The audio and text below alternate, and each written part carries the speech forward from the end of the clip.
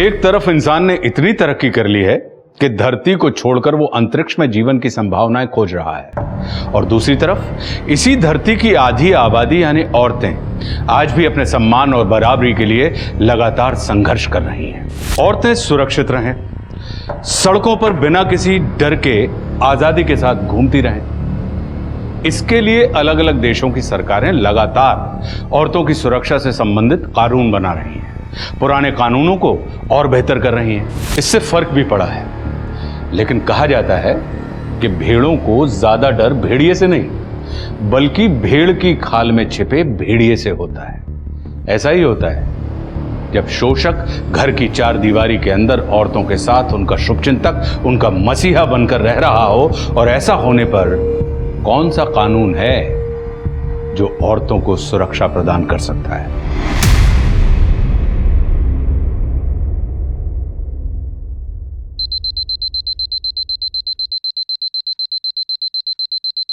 मिथिला, अंकर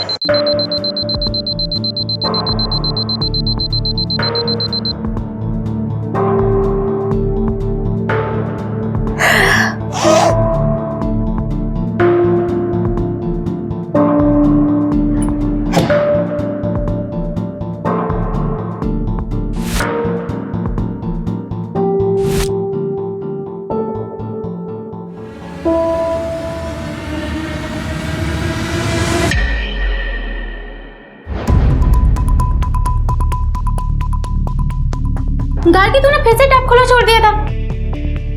यार ध्यान में नहीं रहा होगा मेरे। हाँ पर पानी तो खत्म हो गया, टंकी खाली हो गई है, मुझे लेट हो रहा है। फिर से उस मकरन के पास जाना पड़ेगा मोटर चलाने के लिए बोलने। मतलब प्लीज यार। टैप तूने खोल के छोड़ा है, अब तू चलेगी मेरे साथ। अरे मत कर ऐसे, मेरे को लेट हो रहा है, उठ। मतलब क्या कर रही है यार? मेरे को अकेले नहीं जाना है, चल।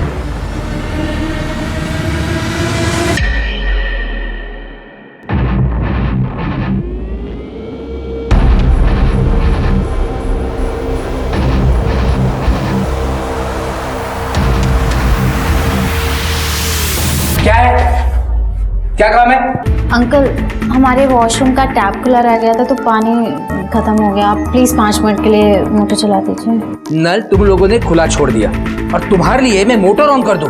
शाम को जब मोटर ऑन करूंगा ना तब भर लेना पानी। जाओ यहाँ से। ओ अंकल, क्या शाम को? हाँ, हमें काम अभी है और आप कह रहे हो शाम को चलाओगे।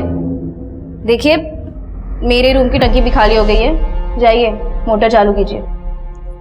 ठीक है 5 मिनट के लिए मोटर ऑन करूंगा, जिसको जितना पानी भरना है भर लो। वाह दीदी, आपने अंकल की कौन सी नस दबा रखी है कि आपको कुछ भी नहीं कहते, उल्टा आपकी सारी बात मान लेते हैं। अरे है एक सीक्रेट, जाओ तुम लोग जाके पहले पानी भरो, मैं वापस मोटर चालू नहीं करवाऊंगी।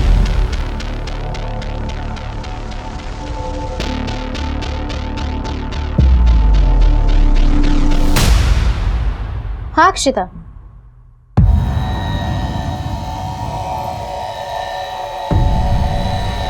कब हुआ? क्या हुआ मिथिला, क्या हुआ? क्या? पापा को हार्ट अटैक आया। पापा नहीं।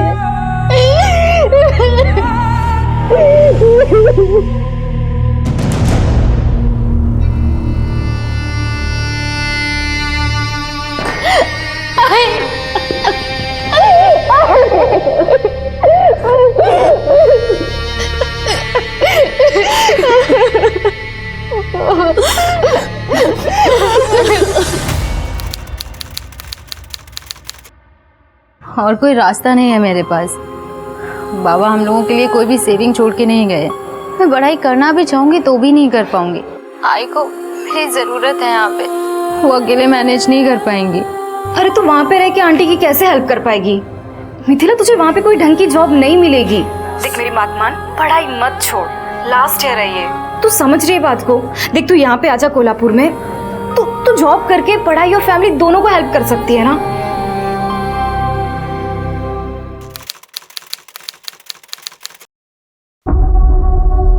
सुन मिथिला, तू ना टेंशन मत ले, मैं तुझे अपने एजेंट का नंबर देती हूँ, उसने मेरे लिए भी जॉब लगवाई थी, तेरे लिए भी कोई जॉब ढूंढ लेगा वो। हाँ ये देखो यहाँ पर हैं सब। दादा आप? पापा ने कॉल करके बताया नहीं कि आप आने वाले थे। अरे तुम्हारे पापा बता देते तो तुम्हारे दादा को तुम्हारी ये पंचायत कैसे पता चलती? हैं? देख लो, तुम्हारे पापा के पैसों से ये पढ़ाई चल रही है इनकी। घारकी के पापा के पैसे है ना, तो उससे वो पंचायत करे या पढ़ाई, आपको क्या करना है? अच्छा ये बताओ, तुम यहाँ पर रहने वाले हो या जाने वाले हो? नहीं, वो कमरा तुम्हारे लिए साफ करना पड़ेगा मुझे। नहीं अंकल, इसकी कोई ज़रूरत नहीं है, मैं कुछ देर में चला जाऊँगा। हाँ ठीक है।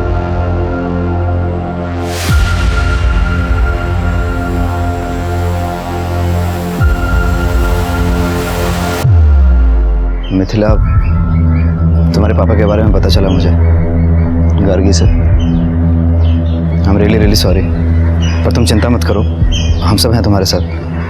Okay thank you.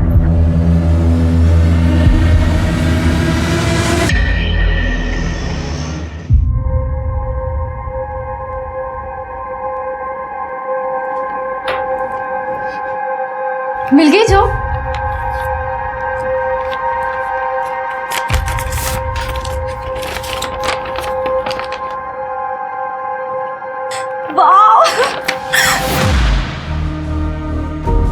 क्या हुआ? तू खुश नहीं लग रही है? नहीं, खुश हूँ मैं।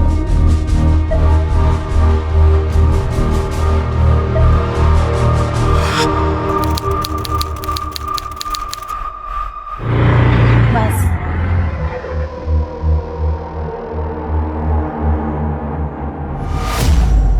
मैडम, आपका pocket. Thank you.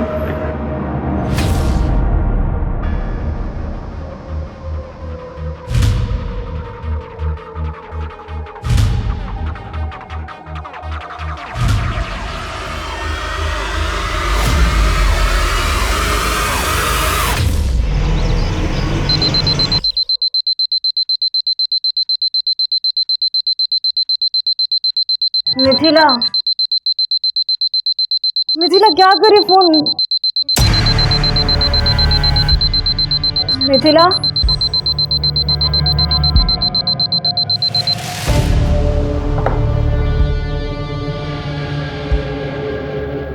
Mithila, Mithila,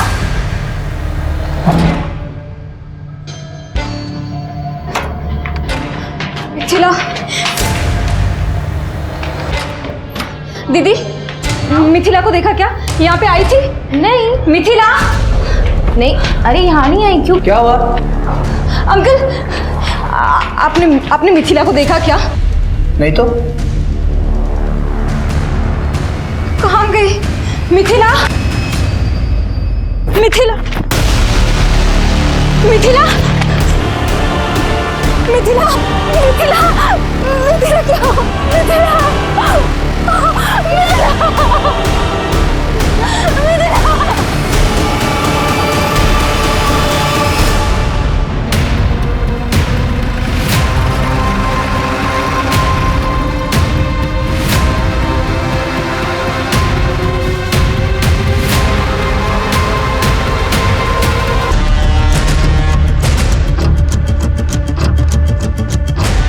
शायद इस लड़की ने सुसाइड किया है। किस चीज से काटी है गलाई?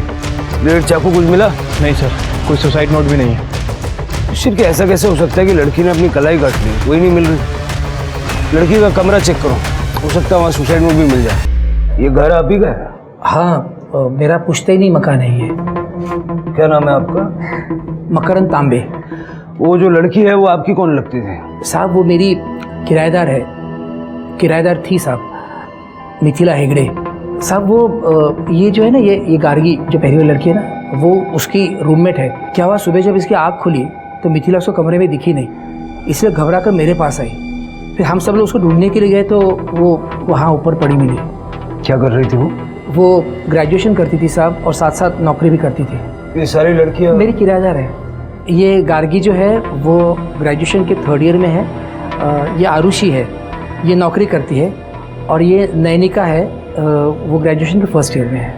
तो ये रेसिडेंशियल प्रॉपर्टी में आप गर्ल्स का पीजी हॉस्टल चला रहे हैं, लाइसेंस है आपके पास? हाँ साहब, लाइसेंस है मेरे पास। और साहब ये सारी लड़कियों का पुलिस वेरिफिकेशन भी हो गया है। ये मैडम जानती है ना मेरे को। साहब यहाँ पे जो भी नई लड़की आती है ना, मैं सबसे पहले उनका वेरिफिकेशन करवाता हूँ साहब।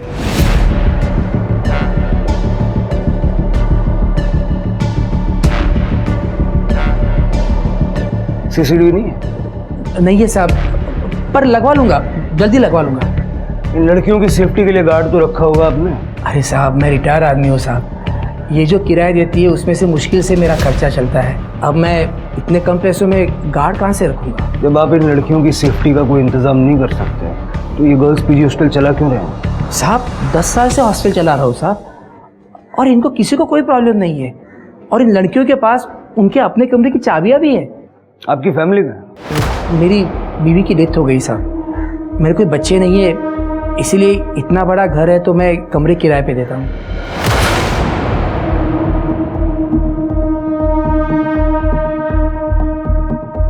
कल रात यहाँ पर आप और ये लड़कियां ही थी या कोई और भी था? नहीं साहब, कल रात को ये गार्गी है ना, उसका भाई यहाँ पर आया था, वो रहा था यहाँ पे। अच्छा ये बताओ, तुम यहाँ पर रहने वाले हो या जाने वाले हो? क्या नाम है उसका?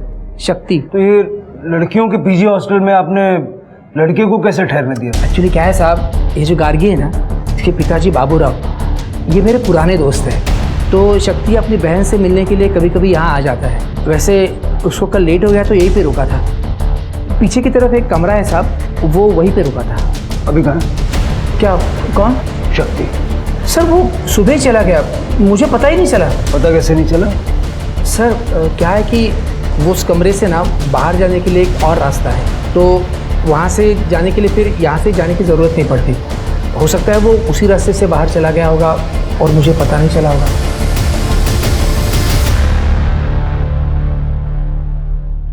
योगेश कुछ मिला? सर यहाँ पे कुछ नहीं है। चढ़ना ऊपर। Okay sir. चढ़ सकते हो? हाँ सर। आराम से आराम से।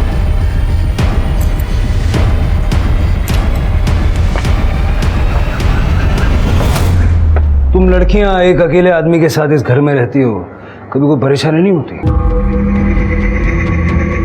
वो सर यहाँ रेंट बाकी सब जगह से कम है, और मकरंद अंकल ये साइड पे अपने रूम में रहते थे और हम लोग सब लोग उस साइड पे। ना हमारा किसी से लेना ना देना था, तो प्रॉब्लम कहाँ से होगी? मिथिला तुम्हारी रूममेट थी ना? कल रात को क्या हुआ था पूरा डिटेल में बताओ। सर कल मैं 12 बजे तक पढ़ रही थी, उसके बाद मैं सो गई। फिर मिथिला कब रूम से बाहर गई, क्या हुआ मुझे कुछ भी नहीं पता। मिथिला परेशान थी क्या? मतलब इतनी ज़्यादा परेशान कि वो सुसाइड कर ले? सर मिथिला के पापा की 2 महीने पहले डेथ हो गई थी, तब से वो बहुत परेशान थी। उसको पैसों को लेकर भी प्रॉब्लम हो रही थी। ऐसा कहा उसने तुमसे? जी सर। सर पर जब से उसकी जॉब लगी थी ना, मुझे ऐसा लगा ही नहीं कि उसको कोई प्रॉब्लम हो भी सकती है। वो टाइम पर घर पे पैसे भी भेजती थी और कॉलेज भी जाती थी।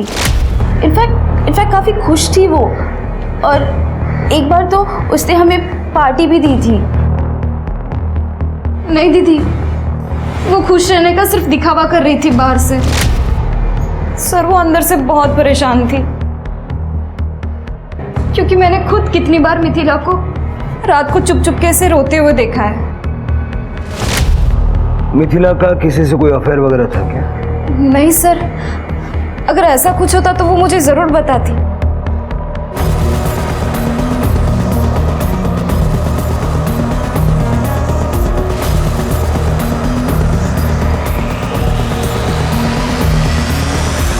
तुम्हारा भाई शक्ति यहाँ रुका हुआ था रात को, सुबह बिना तुमसे मिले चला गया।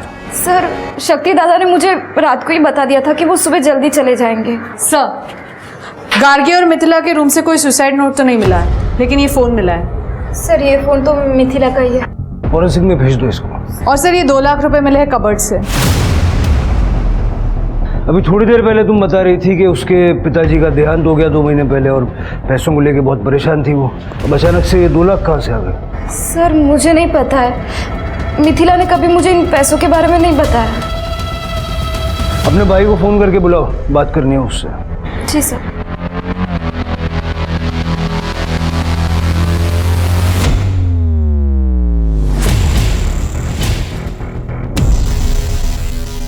मकरंद का कहना है कि गार्गी का भाई शक्ति यहां से बाहर गया।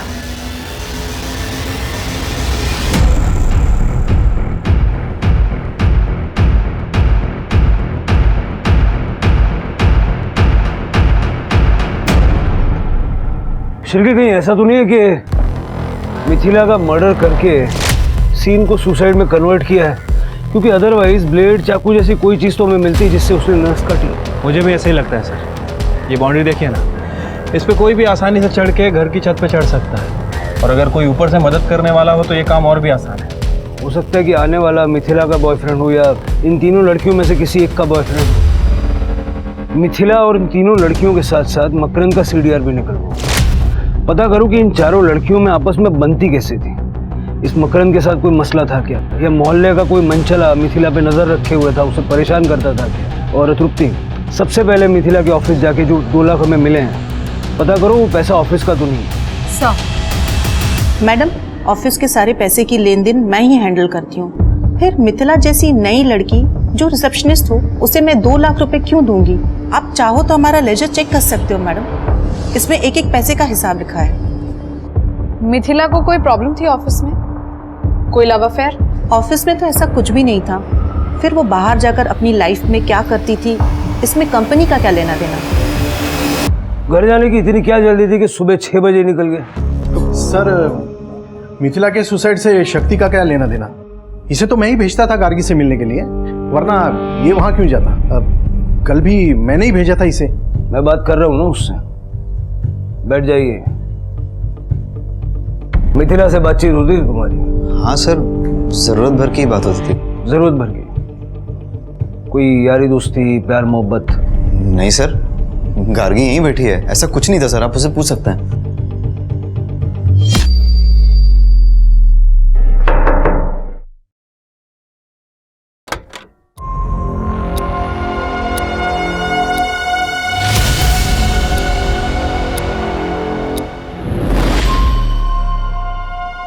कुछ दिखाओ। वही देखने की कोशिश कर रहा था।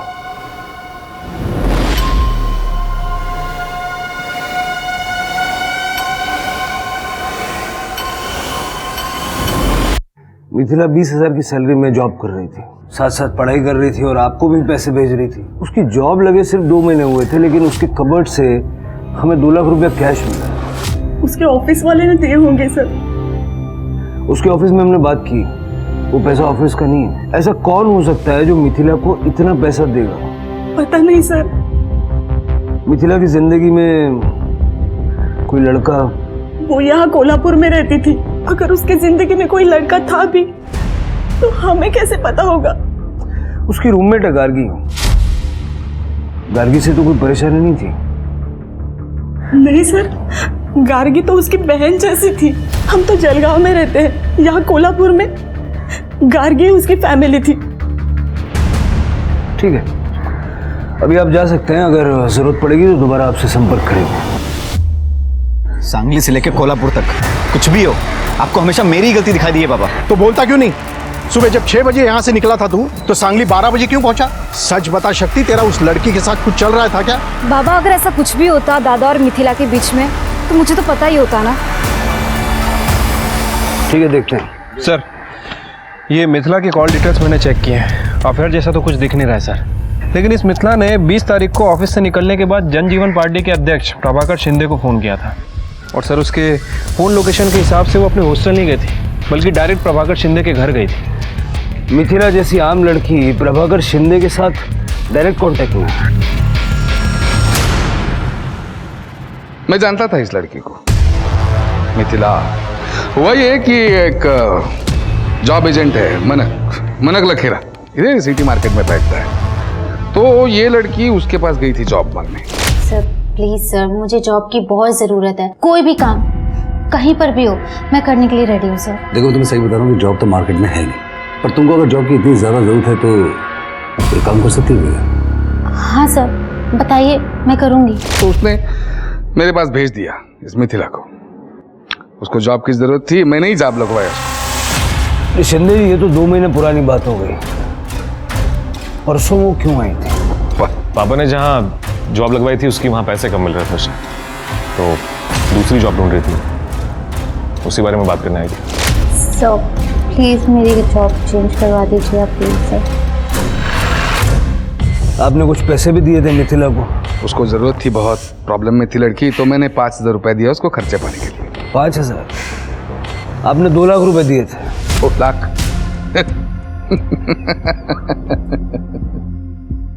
क्या धवल, इतने पैसे है क्या आजकल पॉलिटिक्स में? सर ये आपकी नजरिए का प्रॉब्लम है। सच कहता हूं, ऐसे किसी को भी 2-2 लाख बांटने जितने पैसे नहीं है मेरे पास।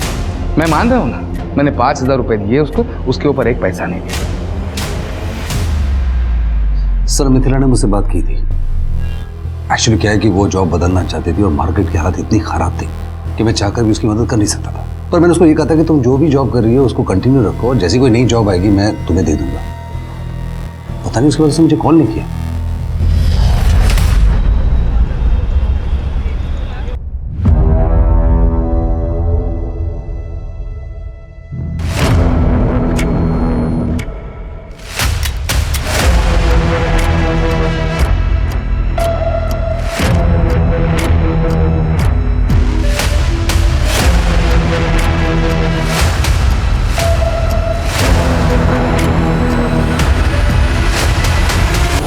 मिथिला अपनी औकात से बाहर आ रही थी और अब तुम अपनी औकात से बाहर आ रही हो। मैंने अभी अपनी औकात दिखाई नहीं है। अगर औकात दिखा दी तो बर्बाद हो जाओगे। धमकी दे रही है तू मुझे? धमकी ही समझ लो, क्योंकि सीधी बात तो तुमको समझ में आएगी नहीं।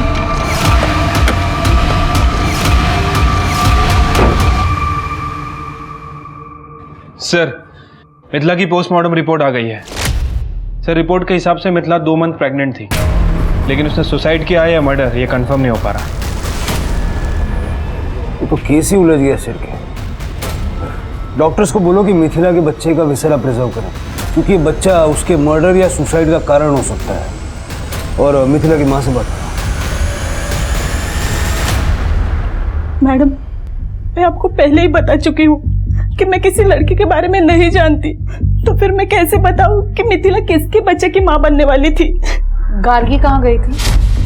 पता नहीं मैडम, हमारी सो के उठने से पहले ही वो रूम से कहीं चली गई थी। हमें नहीं पता गार्गी कहाँ है, और इनफैक्ट मिथिला की प्रेगनेंसी की बात भी हमारे लिए बहुत ज़्यादा शॉकिंग थी। तृप्ति, ये गार्गी का फ़ोन तो बंद आ रहा है। मेरी उसकी फादर से बात हुई, वो सांगली में ही है, लेकिन उन्हें भी नहीं पता कि गार्गी कहाँ है। ठीक है सर, मैं उसका फ़ोन सर्वेलेंस पे डालती हूँ ट्रैकिंग के लिए। सर मैम, मुझे आप लोगों को कुछ बताना था। वो जिस दिन मिथिला की डेड बॉडी टेरेस पर मिली थी, गार्गी बहुत ज़्यादा ही परेशान थी। इतनी परेशान कि जैसे उसे पहले से ही पता हो कि मिथिला को कुछ हो गया है। कहना क्या चाहती हैं आप? सर मैं बस इतना कहना चाहती हूँ कि मिथिला की डेथ के बाद से गार्गी बहुत ज़्यादा अजीब बिहेव कर रही है।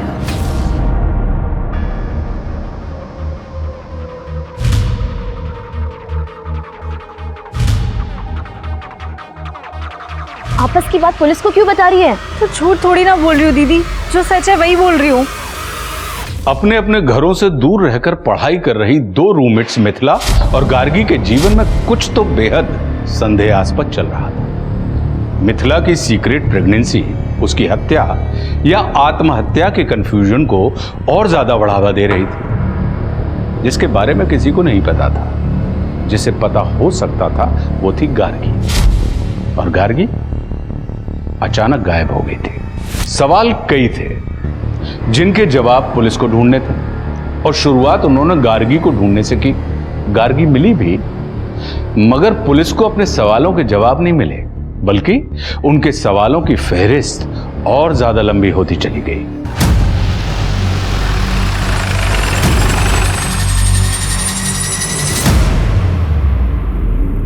सर यहाँ 1 महीने पहले टेक्निकल रीजंस की वजह से कंस्ट्रक्शन का काम बंद हो गया था, लेकिन आज जब लेबर्स फिर से काम शुरू करने आए तो उन्हें खुदाई में ये डेड बॉडी मिली और लेबरर्स ने हमें इन्फॉर्म किया है। गार्गी की बॉडी है सर।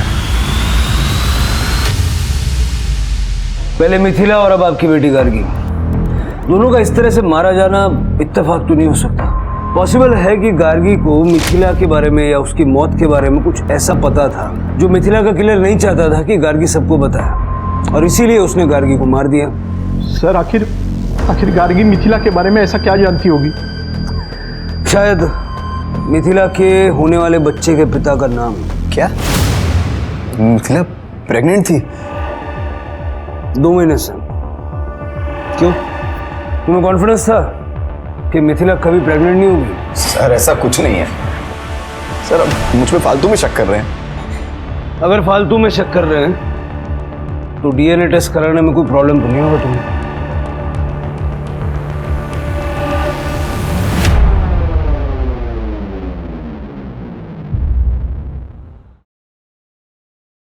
आरुषि दी,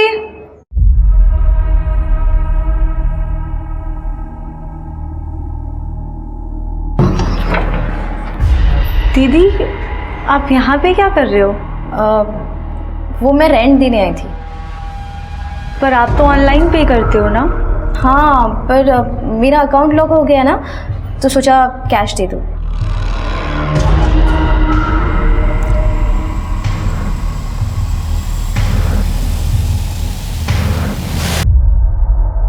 सर, गार्गी की मौत गला घोटने की वजह से हुई है। 24 से 25 जनवरी की रात 2 से 5 बजे के बीच, जिस रात गार्गी हॉस्टल से गायब हुई थी।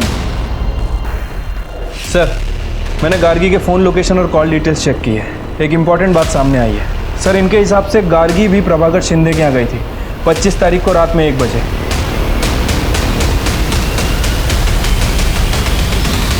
नेताजी, मिथिला आपके पास काम के लिए आई थी।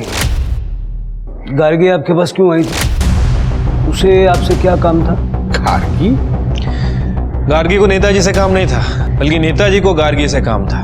नेताजी गार्गी के साथ कुछ डील करने वाले थे जो हो नहीं पाई। क्यों? ये कौन सी डील की बात कर रहे हैं? मिथिला के बच्चे का नाम ना बताने की डील, जो बच्चा आपका था।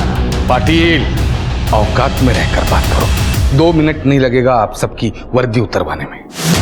तो शंकर, मैंने बोला था नेताजी हैं, ऐसे काबू में नहीं आएंगे वो। दे दो इनको, दे दो।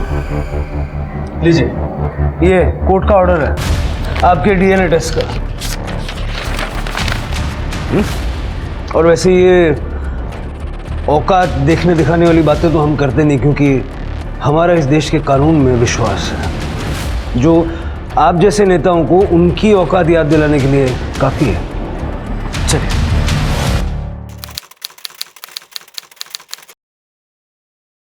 सर, मिथिला के बच्चे का डीएनए शक्ति से मैच नहीं कर रहा है, लेकिन प्रभाकर शिंदे से 50% मैच कर रहा है। प्रभाकर शिंदे का ब्लड रिलेटिव, यानी उसका बेटा धवल शिंदे। सर, मेरा कोई अफेयर नहीं था मिथिला के साथ। मैंने तो उसे पापा के साथ देख लिया था, सोते हुए। नशे में था सर मैं। इतनी खूबसूरत लड़की को देख के दिमाग खराब हो गया था मेरा। और उसके बाद जब वो घर से निकली तो पीछा किया उसका मैंने। जिस बच्चे के साथ तो सोती है ना, बाप है वो मेरा बाप के साथ सो सकती है। सर, उसके बाद इस लड़की से मैं मिला तक नहीं हूं। मुझे तो पता भी नहीं था सर कि ये प्रेग्नेंट है। मेरा छोड़िए सर, उसे खुद नहीं पता था कि वो बच्चा किसका है, पापा का, मेरा या वो मनक का। वो जॉब एजेंट? हाँ सर। सर एक्चुअली मिथिला को नौकरी की जरूरत थी और मंत्री जी को मिथिला जैसी खूबसूरत लड़कियों की जरूरत थी। बस इसीलिए मैं मिथिला को मंत्री जी के पास लेकर गया था। हम जैसे नेता जनता की सेवा के लिए तो है, बस एक ही सवाल है कि सेवा के बदले आप मेवा क्या देती हो? सब मैं क्या दे सकती हूँ आपको?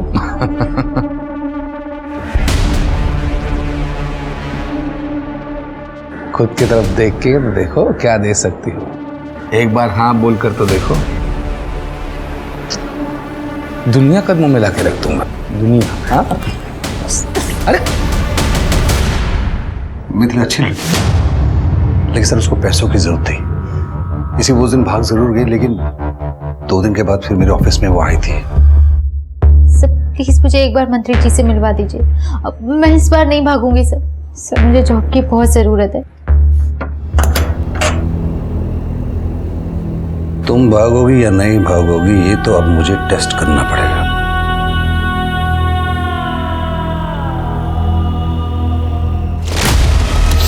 अरे तो तुम के दलाल अपना झूठा मेरे को भेजेगा तू सली। अरे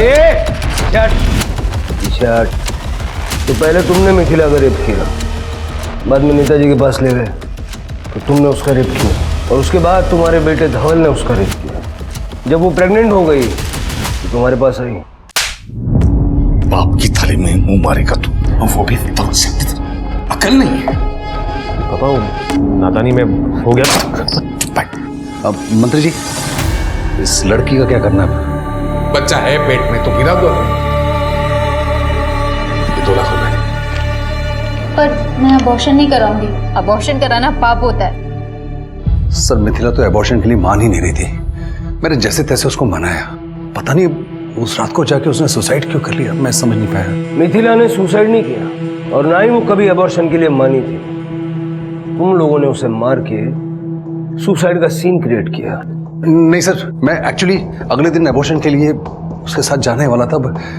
उस वक्त उसने सुसाइड किया या उसका मर्डर हो गया ये मुझे सच में नहीं पता है। गार्गी को उसने सब बता दिया था ना तुम लोगों के बारे में? हाँ बताया था सर। फिर गार्गी ने हमें क्यों नहीं बताया? वो आपको क्यों बताती सर, उसका फायदा तो चुप रहने में था। देखो नेताजी, आपकी लोकल वर्क्स डिपार्टमेंट में काफी पहुंच है, वहाँ पे जॉब निकली है, मेरी जॉब लगवा दो। 1 मिनट, लेकिन इस काम के लिए आप इतनी आधी रात ऐसे अचानक? मैं किसी को कुछ नहीं कहूंगी, आपके और मिथिला के बारे में। ओह, तो गार्गी तुम लोगों को ब्लैकमेल कर रही थी, इसलिए तुम लोगों ने उसे मार दिया ताकि तुम्हारी मुसीबत जड़ से खत्म हो जाए। हत्या राजनीति में सबसे आखिरी रास्ता होता है सर, सबसे पहला नहीं। आज तक मैंने इतने लड़कियों को नौकरी लगवाई है, एक और, उसमें क्या क्या कठिन था? इस बात की क्या गारंटी थी कि गार्गी फिर से ब्लैकमेल नहीं करती? सर जब करती तब देखता, लेकिन अब जब सीधी उंगली से घी निकल रहा है तो उंगली टेढ़ी करने में कुछ मतलब ही नहीं था। सर आप वो लोकल वर्क डिपार्टमेंट में पूछ लीजिए सर। गार्गी रात को मेरे घर आई, उसके दूसरे दिन सुबह मैंने उसके जॉब के लिए बात की थी। अगर उसको मुझे मारना ही होता तो मैं उसकी जॉब क्यों लगवाता? चलो मान लेता हूँ कि मिथिला और गार्गी के केस से तुम्हारा कोई लेना देना नहीं है, लेकिन रेप तो तुमने किया है। शिल्के, नेताजी, उनका बेटा धवल और मानक, तीनों पे रेप का केस डालो। और तृप्ति, उन सभी लड़कियों से बात करो जिनकी नौकरी नेताजी और मानक ने मिलकर लगवाई है। आई एम श्योर उनमें कई लड़कियां ऐसी होंगी जिनका इन्होंने शोषण किया।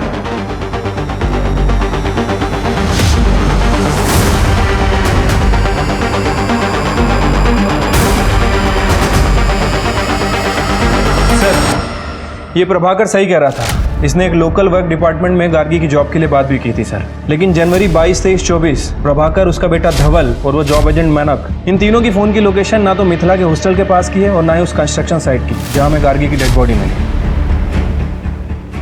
इन दोनों केसेस को फिर से खंगालो शिरके। हो सकता है किसी ने इस बात का फायदा उठा के गार्गी और मिथिला का मर्डर किया है कि ये दोनों इन चक्करों में उलझी हुई हैं और पुलिस दूसरी बातों पर ध्यान नहीं देगी। ठीक है सर। सर मैं तो 6 महीने से ज़्यादा नहीं रह पाई मकरंद अंकल के पीजी में। वो लड़कियों को ना ऐसे घूरते थे जैसे खा ही जाएंगे। वहाँ तो सिर्फ आरुषि ही रह सकती थी और वो अभी भी वहीं रह रही है। आरुषि? Yes madam. वैसे तो मकरंद अंकल सब लड़कियों पर बहुत हावी रहते थे, लेकिन आरुषि को वो कुछ बोल ही नहीं पाते थे। लगता है डरते थे वो उससे। सर ये मकरंद कैरेक्टर का ढीला आदमी है, इस रीज़न के वजह से मकरंद के पीजी में कोई लड़कियां ज़्यादा दिन तक रुक नहीं पाती थी। लेकिन सर ये आरुषि पिछले 3 साल से मकरंद के पीजी में रह रही है। और सर मकरंद के पीजी में जितनी भी लड़कियां हैं सभी का कहना है कि मकरंद आरुषि से डरता है। और मैंने मकरंद के बैंक स्टेटमेंट भी चेक किया है सर, सभी लड़कियों ने पीजी का रेगुलर रेंट उस पर ट्रांसफ़र किया है, लेकिन आरुषि का कोई भी रिकॉर्ड नहीं है। मतलब ये आरुषि रेंट नहीं दे रही? सर सिर्फ आरुषि ही नहीं, आरुषि की रूममेट नैनिका जो मकरंद के पीजी में 4 महीने पहले शिफ्ट हुई है, उसने भी सिर्फ मकरंद को 1 महीने का रेंट दिया है। उसके बाद उसने भी मकरंद को रेंट देना बंद कर दिया है। सर आरुषि दी ने बोला था कि मैं उन्हें अपना रेंट दे दिया करूँ, तो फिर अपना रेंट मिलाकर मकरंद अंकल को पे कर दिया करेंगी। तो मैं वही करती थी, मैं हर महीने अपने हिस्से का रेंट आरुषि दी को दे दिया करती थी। नैनिका तुम्हें पता है आरुषि ने पिछले 3 साल से रेंट का 1 रुपया भी नहीं दिया है। इनफैक्ट वो तुम्हारे पैसे भी अपने पास रख रही थी। नहीं सर, मैं अपना और नैनिका का रेंट मकरंद अंकल को कैश में देती थी। अगर रेंट कैश में देती थी तो मकरंद कोई रिसीट वगैरह देता होगा ना, दिखा दो। सर इतने दिन से हम वहाँ रह रहे थे, इतना भरोसा तो था अंकल पे। कितना रेंट है तुम्हारा? 6000। तो ये 6000 तुम घर पे तो छापती नहीं होगी ना, बैंक से विड्रॉ करती होगी। अपना बैंक का स्टेटमेंट दे दो। वो सर साफ साफ बताओ, तुम्हारे और मकरंद के बीच क्या चल रहा था जो वो तुमसे रेंट नहीं ले रहा था? चक्कर चल रहा था आरुषि दी का मकरंद अंकल के साथ। ऐसा सारी पीजी की लड़कियां बोलती थी। सर चक्कर तो उस नैनिका का चल रहा था गार्गी के भाई शक्ति के साथ। सर ये बात सच है कि मैं शक्ति को पसंद करती थी, लेकिन वो एक नंबर का कमीना है। अगर मेरा बस चले ना तो मैं उसका मुंह नोच लूं। क्यों?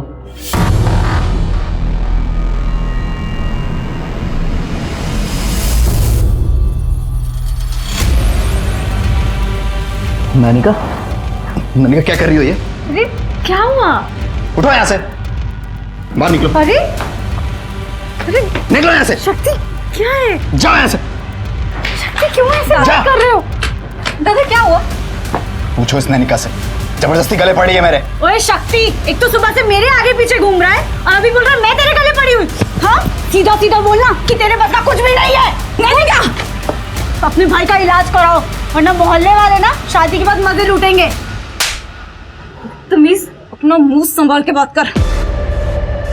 शक्ति ने तुम्हारी बेइज्जती कर दी और गार्गी ने सबके सामने तुम्हें थप्पड़ मारा। बुरा तो बहुत लगा होगा तुम्हें। हाँ सर लगा तो था, इसी वजह से गार्गी और मेरे बीच में बात नहीं होती थी। शक्ति गार्गी का भाई था, गार्गी मिथिला की रूममेट थी। उन दोनों ने नैनिका को सपोर्ट नहीं किया, समझ में आता। लेकिन तुम तो नैनिका की रूममेट थी, तुम्हें तो उसे सपोर्ट करना चाहिए था। मैं कैसे सपोर्ट करती उसको सर? मैं जानती थी कि नैनिका खुद अपने आप को फोर्स करती थी शक्ति पर। मैंने खुद देखा है सर। खुद देखा मतलब? दरअसल वो पीजी हॉस्टल सिर्फ हॉस्टल नहीं है, मकरंद अंकल का फिल्म स्टूडियो है।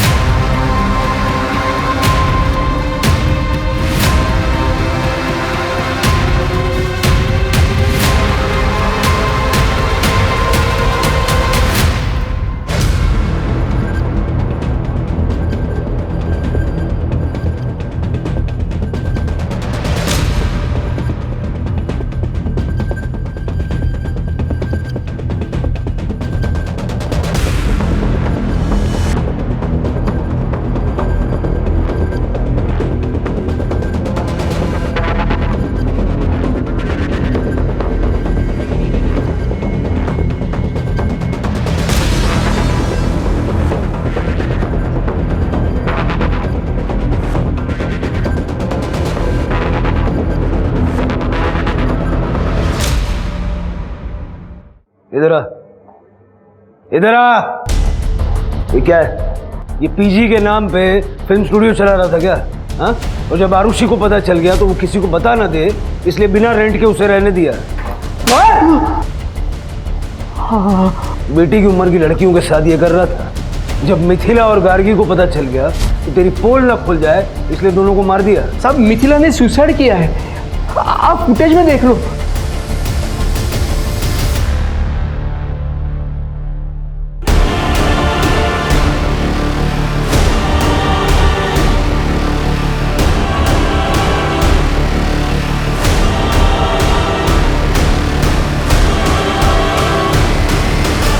साहब सुबह जब मैंने ये फुटेज देखा तो दौड़कर मैं टेरेस पर गया साहब।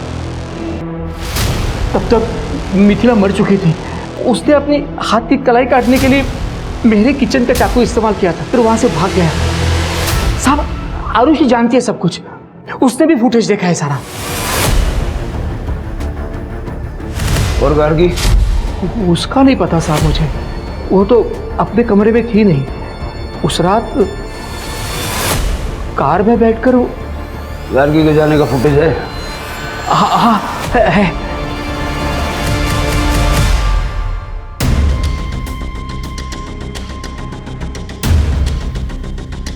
साहब मैंने कुछ नहीं किया, मैंने सब पता करवाओ ये गाड़ी किसकी है।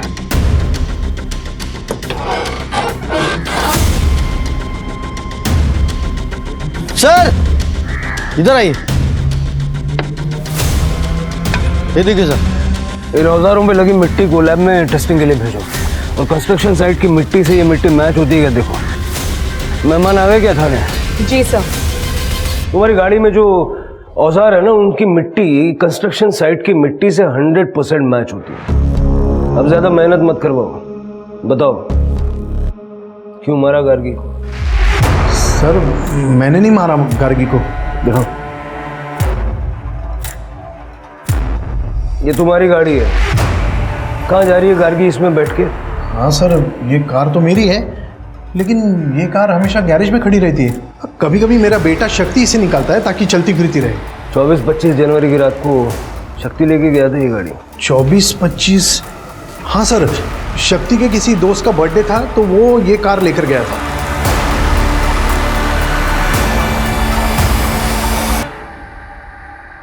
मेरे पास कोई नौकरी नहीं थी तो पापा मुझे निकम्मा समझते थे। कुछ कमाने के बारे में सोचना, मुफ्त की रोटियां मत तोड़ना। यहाँ सोच जरा, पता नहीं कब सुधरेगा ये। गार्गी का चौकीदार बना के रखा था मुझे, जब देखो तब उसको देखने के लिए भेज देते थे। यहाँ तक कि सारा पैसा उसकी पढ़ाई पे खर्च कर देते थे। मैं समझ गया था कि गार्गी के रहते हुए मुझे पापा से एक भी ढेला मिलने वाला नहीं है। गार्गी को रास्ते से हटाना बहुत जरूरी था। सबसे पहले मैंने गार्गी की लाश को डंप करने की जगह ढूंढी, फिर उसे बुरा दिखाने के लिए मैंने गार्गी और नैनिका में झगड़ा करवाया। अपने भाई का इलाज कराओ, वरना मोहल्ले वाले ना शादी के बाद मजे लूटेंगे। तमीज, अपना मुंह संभाल के बात कर। मेरी प्लानिंग हो चुकी थी। गार्गी को मिथिला ने अपनी प्रेगनेंसी और रेप के बारे में बताया। तब मैं हॉस्टल में ही था, गार्गी ने मुझे बताया। वो तो पुलिस में जाने वाली थी। फिर मैंने उसे ब्लैकमेल करके लोकल वर्क्स डिपार्टमेंट में काम लेने का सपना दिखाया, साइड कर लिया। मुझे लगा गार्गी पुलिस को सब बता देगी, लेकिन जॉब की वजह से उसने पुलिस को कुछ नहीं बताया। और यही तो मुझे चाहिए था। क्या चाहिए? सर, मिथिला के केस में आपको प्रभाकर के बारे में पता चला। गार्गी प्रभाकर को ब्लैकमेल कर रही है, ये पता चला तो पुलिस का सारा डाउट तो प्रभाकर के ऊपर जाएगा, मेरे ऊपर किसी का ध्यान ही नहीं जाएगा। मेरी प्लानिंग के हिसाब से मैं गार्गी को प्रभाकर के पास ले गया। गार्गी ने प्रभाकर को ब्लैकमेल किया, फिर मैं गार्गी को एक सुनसान जगह पर लेके गया। क्या हुआ भाई? पीछे से कुछ आवाज आ रही है, तुम बैठो मैं देखता हूँ।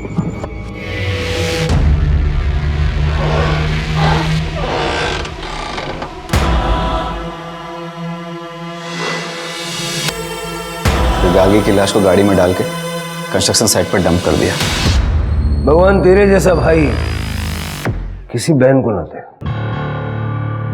माना मिथिला की जिंदगी में मुसीबतें थी और उसने शॉर्टकट अपनाकर गलती भी कर दी, मगर जब उसे अपनी गलती का एहसास हुआ तब वो अपनी गलती सुधारकर नई शुरुआत कर सकती थी।